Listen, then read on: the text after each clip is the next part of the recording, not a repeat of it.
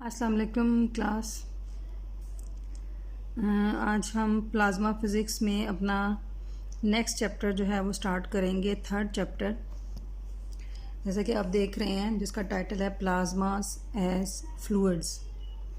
ठीक है, तो जो आपने इससे प्रीवियसली जितने आज तक हमने टॉपिक डिस्कस किए हैं, जिसमें मैं सेकंड चैप्टर की बात करूँगी।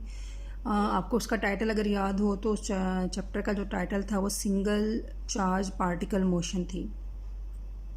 ठीक है, तो सिंगल चार्ज पार्टिकल मोशन को हमने देखा, एक पार्टिकल की मोशन को, एक चार्ज पार्टिकल की मोशन को हमने देखा इलेक्ट्रिक फील्ड में, मैग्नेटिक फील्ड में, फिर uniform electric field, uniform magnetic field, non uniform electric field और non uniform magnetic field. Different cases हमने डिस्कस किए और हमने देखा कि मतलब अगर हम uniform magnetic field electric field apply करते हैं या नॉन यूनिफॉर्म इलेक्ट्रिक और मैग्नेटिक फील्ड अप्लाई करते हैं तो चार्ज पार्टिकल के पाथ पे या उसकी ट्रेजेक्ट्री पे क्या फ़र्क पड़ता है। ठीक है, और दूसरा कि इलेक्ट्रिक फील्ड की मौजूदगी में चार्ज पार्टिकल किस तरह से बिहेव करता है और मैग्नेटिक फील्ड की मौजूदगी में चार्ज पार्टिकल जो है वो किस तरह से बिहेव करता है।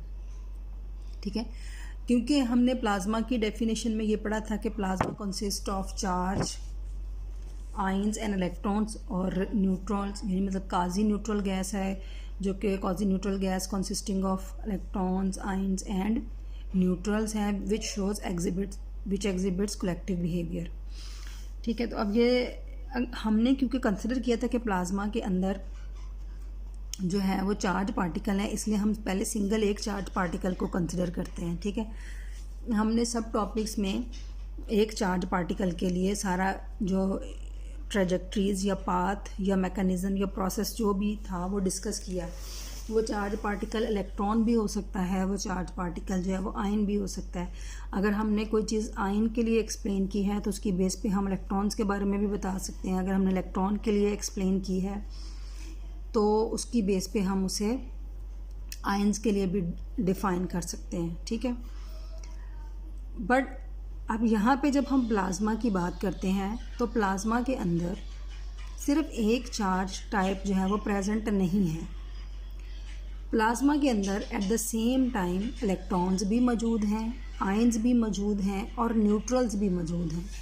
क्योंकि अगर आप फुली आयोनाइज्ड प्लाज्मा कंसिडर नहीं कर रहे तो फिर उसमें इलेक्ट्रॉन्स भी मौजूद हैं, आयंस भी एग्जिस्ट कर रहे हैं और न्यूट्रल्स भी एग्जिस्ट कर रहे हैं। ठीक है, अब अगर आप कंसिडर करते हैं एक चार्ज पार्टिकल की मोशन को, अगर आप ये कहते हैं कि चार्ज पार्टिकल इलेक्ट्रिक फील्ड की मौजूदगी में मूव कर रहा है तो उस चार्ज पार्टिकल के ऊपर अगर आपने इलेक्ट्रिक फील्ड अप्लाई की तो वो चार्ज पार्टिकल एक्सिलरेट करेगा, और अगर आपने उस चार्ज पार्टिकल पे मैग्नेटिक फील्ड अप्लाई की तो एक्सिलरेशन के साथ साथ जायरेशन भी करेगा। ये आपने एक चार्ज पार्टिकल की बात की है।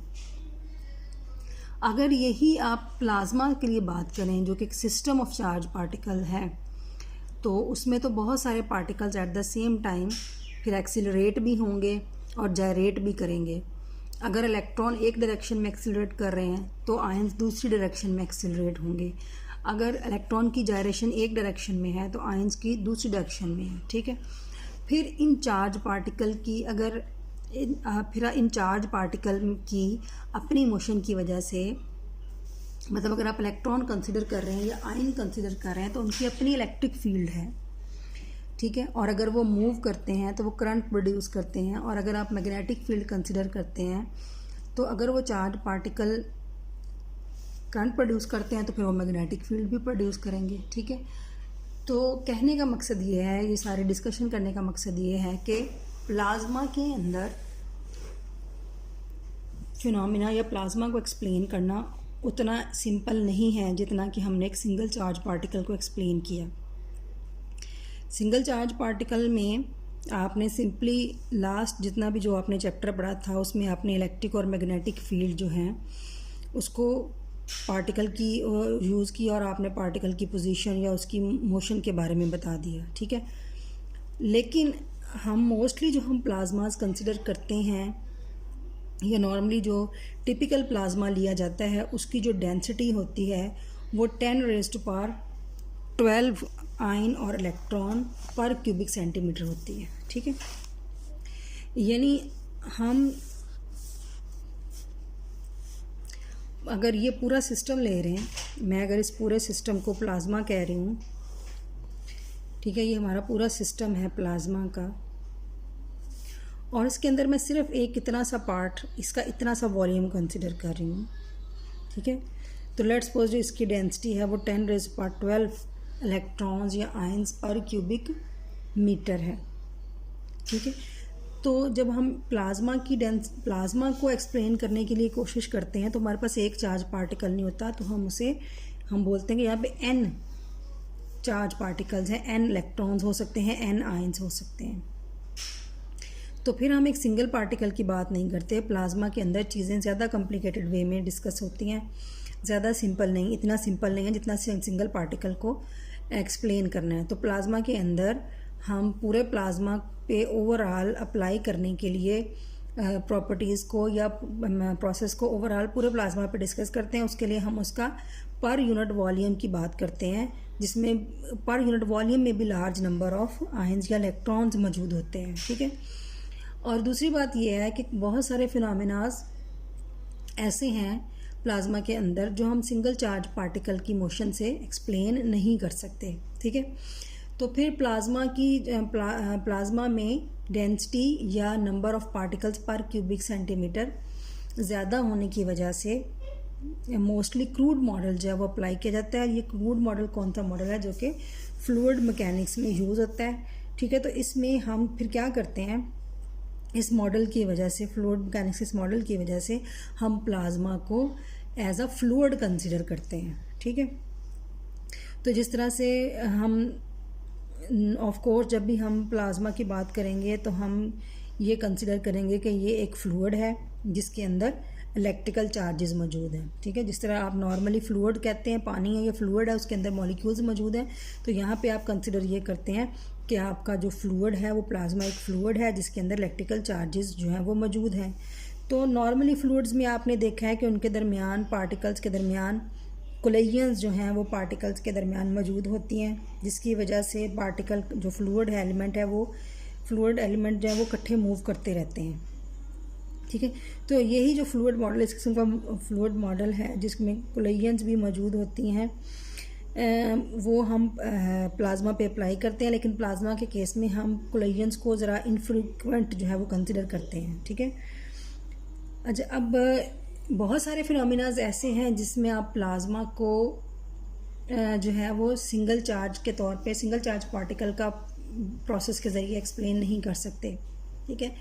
तो यहाँ ये सारे इंट्रोडक्शन में यही बताया गया है कि आप प्लाज्मा को एज ए फ्लूइड जो है वो कंसिडर कर सकते हैं, और जब एज ए फ्लूइड कंसिडर कर सकते हैं तो बहुत सारी आप इसकी जो प्रोसेसेस हैं, बहुत सारी इसकी जो प्रॉपर्टीज़ हैं और बहुत सारे प्रॉब्लम जो हैं वो प्लाज्मा के आप सॉल्व कर सकते हैं by consider plasma as a fluid. लेकिन बहुत सारे फिनोमिनाज या बहुत सारे प्रोसेसेस या बहुत सारे प्रॉब्लम्स ऐसे हैं जो कि प्लाज्मा को एज ए फ्लूइड कंसिडर करके भी आप सॉल्व नहीं कर सकते, ठीक है ना।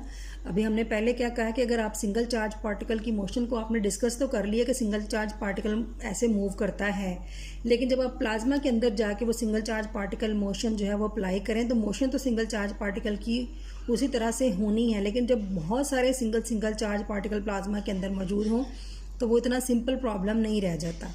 तो फिर आप प्लाज्मा को एज ए फ्लूइड जो है वो कंसिडर करते हैं। तो जब प्लाज्मा को एज ए फ्लूइड कंसिडर करते हैं तो अब बहुत सारे प्रॉब्लम जो हैं वो सॉल्व करना आसान हो जाते हैं। बट स्टिल जब आप प्लाज्मा को एज ए फ्लूइड कंसिडर करते हैं तो आप इसका मतलब ये नहीं है कि आप प्लाज्मा के सब प्रॉब्लम्स या सब फिनोमिनाज जो हैं वो प्लाज्मा के अंदर जो हैं वो बड़े इजीली एक्सप्लेन कर सकते हैं। तो बहुत सारे ऐसे फिनोमिनाज जो हैं वहाँ पे प्लाज्मा को एज ए फ्लूइड भी हम ट्रीट नहीं कर सकते, वहाँ पे हम काइनेटिक थ्योरी अप्रोच जो है वो यूज़ करते हैं, ठीक है। तो हम प्लाज्मा को एज ए फ्लूइड जो है वो भी डिस्कस कर सकते हैं, इसको हम फ्लूइड थ्योरी बोलते हैं।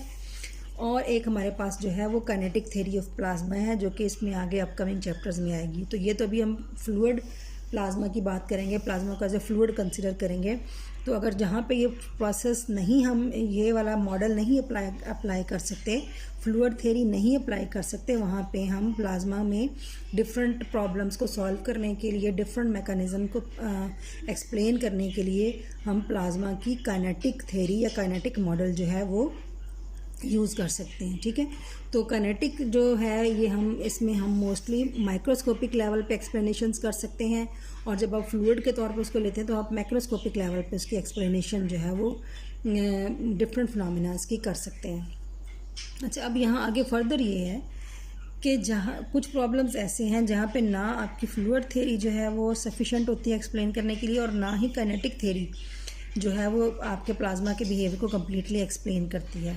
तो वहाँ पे एक और अप्रोच यूज़ की जाती है, वहाँ पे फिर आपको इंडिविजुअल पार्टिकल की ट्रेजेक्ट्रीज जो हैं उनको फॉलो करना पड़ता है, उन पे फोकस करना पड़ता है।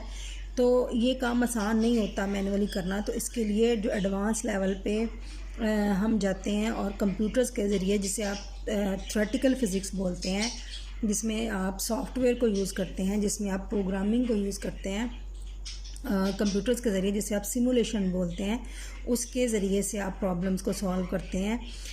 वहाँ पे भी यहाँ जैसे आपकी बुक में भी इसमें बताया गया है कि बाज़ औक़ात कंप्यूटर के पास भी इतनी इनफ मेमोरी नहीं होती कि वो 10⁴ पार्टिकल्स अगर आपके पास मौजूद हों तो उन सब की जो है पोजीशंस और वेलोसिटी कंपोनेंट्स जो हैं उन सब को एक्सप्लेन कर सके, और उनको मेमोरी में उनके पास उनकी इतनी जगह नहीं होती है, वो इतना एक्सप्लेन नहीं कर सकते। ठीक है, तो फिर बहुत सारे प्रॉब्लम्स अगर आप सिमुलेशन के ज़रिए भी करते हैं तो वो आपको कुछ 1 डायमेंशनल प्रॉब्लम, कुछ 2 डायमेंशनल प्रॉब्लम उनको एक्सप्लेन कर सकते हैं। लेकिन अब मॉडर्न टेक्नोलॉजी में आके और कंप्यूटर सिमुलेशन के ज़रिए इसका बहुत ज़्यादा इम्पॉर्टेंट रोल हो गया है आपके थ्योरी में, कि बहुत सारी अगर आप प्रॉब्लम जो हैं वो एक्सपेरिमेंटली सॉल्व नहीं कर सकते तो आप उसको थ्योरेटिकली सॉल्व कर सकते हैं। ठीक है, तो अब आपने देखा है कि हमने जब सिंगल चार्ज पार्टिकल मोशन को कंसिडर किया तब भी हमने इलेक्ट्रिक और मैग्नेटिक फील्ड को यूज़ किया है। जो पार्टिकल की मोशन में हमने एक्सटर्नली इलेक्ट्रिक और मैग्नेटिक फील्ड अप्लाई करके चार्ज पार्टिकल की मोशन को देखा है, और इसके अलावा चार्ज पार्टिकल की अपनी मोशन की वजह से भी इलेक्ट्रिक और मैग्नेटिक फील्ड जो हैं वो प्रोड्यूस होते हैं। ठीक है, तो जब हम फ्लूइड थ्योरी पढ़ेंगे तो वहाँ पे इलेक्ट्रिक और मैग्नेटिक फील्ड जो है वो ये हमारे पास बार बार यूज़ होंगे। तो प्लाज्मा में जो बहुत इंपॉर्टेंट और बेसिक इक्वेशंस हैं जो हमें ज़रूरत पड़ती है इसके प्रॉब्लम्स को सॉल्व करने के लिए, वो और जो बड़ी इंपॉर्टेंट हैं और उसके प्रॉब्लम्स में हेल्प आउट भी करती हैं डिफरेंट रिलेशन को फाइंड आउट करने के लिए, वो हैं मैक्सवेल्स इक्वेशन। ठीक है, तो ये मोस्टली आपने इसको इलेक्ट्रिसिटी एंड मैग्नेटिज्म में टॉपिक्स में इसको कवर किया हुआ है।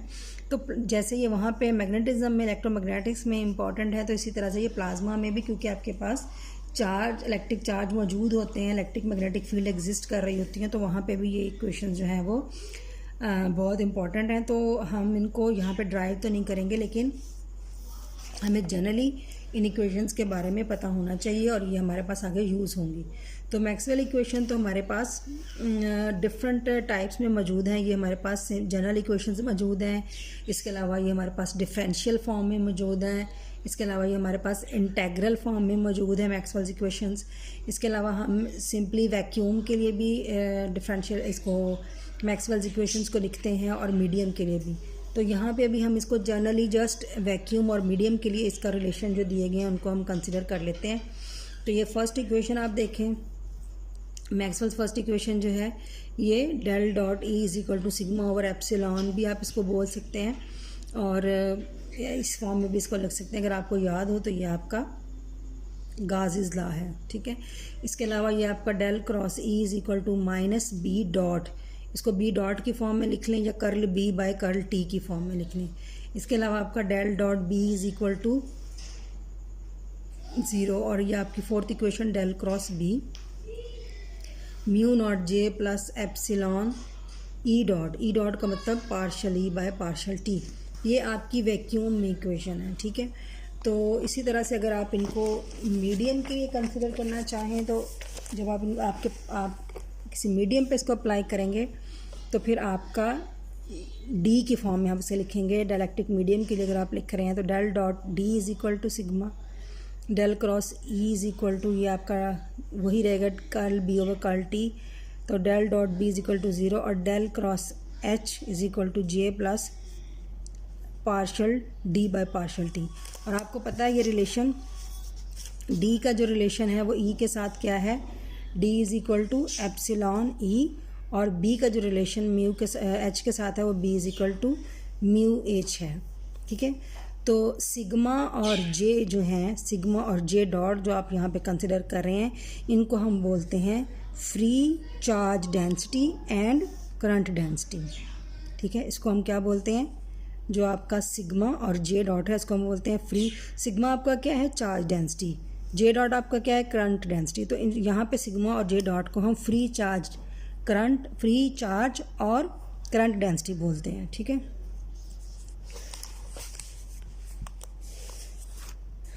ठीक है जी। अब हम डायरेक्टली जो है वो अपना नेक्स्ट जो वीडियो में मैं स्टार्ट करूँगी, टॉपिक आपने देखिएगा बुक में, डायरेक्टली हम फ्लूइड इक्वेशन ऑफ मोशन, यानी कि अगर हम प्लाज्मा को एज ए फ्लूइड ट्रीट करना चाहते हैं, एज ए फ्लूइड कंसिडर करना चाहते हैं, तो फिर हम किस तरह से प्लाज्मा को फ्लूइड के तौर पे यूज़ करेंगे, फिर कौन सी हम इक्वेशंस यूज़ करेंगे, फिर कौन सा हम मैथमेटिक्स यूज़ करेंगे जब आपने प्लाज्मा को एज ए फ्लूइड यूज़ करना है। ठीक है, तो फ्लूइड इक्वेशन ऑफ मोशन जो है वो हम देखेंगे नेक्स्ट जो है वो अपने वीडियो लेक्चर्स में। ठीक है,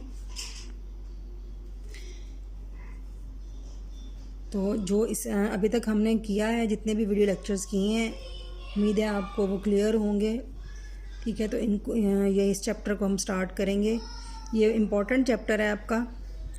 अगर आपको फ्लूइड इक्वेशन ऑफ मोशंस जो है वो समझ आ जाएंगी, आपको इक्वेशंस जो हैं वो इनकी समझ आ जाएंगी, तो फिर नेक्स्ट चैप्टर जो हम करेंगे वो सारे का सारा इन्हीं इक्वेशंस पे बेस्ड कैलकुलेशंस होंगी। ओके क्लास, अल्लाह हाफिज़।